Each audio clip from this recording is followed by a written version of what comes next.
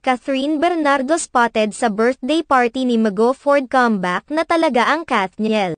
Mainit na pinag-uusapan ngayon sa ilang mga social media platforms ang patungkol sa mga haka-hak ang nakita umano ang kapamilya actress na si Catherine Bernardo sa simple birthday celebration ng kapatid ni Daniel Padilla na si Mago Padilla. Muling nagkakagulo ang mga solid Kathniel fans na hanggang ngayon ay umaasa na magkakabalikan sina Catherine Bernardo at Daniel Padilla matapos ang kanilang hiwalayan. Naniniwala ang mga Kathniel fans na malapit nang magkabalikan sina Catherine Bernardo at Padilla.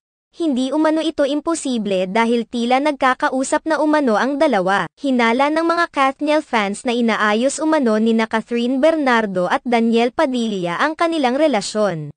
Lalo pang lumakas ang mga hinalang ito nang mamataan si Catherine Bernardo na kasama sa pagdiriwang ng simple birthday celebration ni Mago Padilla. Sa isang larawan na mataan si Catherine Bernardo na nakangiti habang hawak naman ni Mago ang kanyang birthday cake.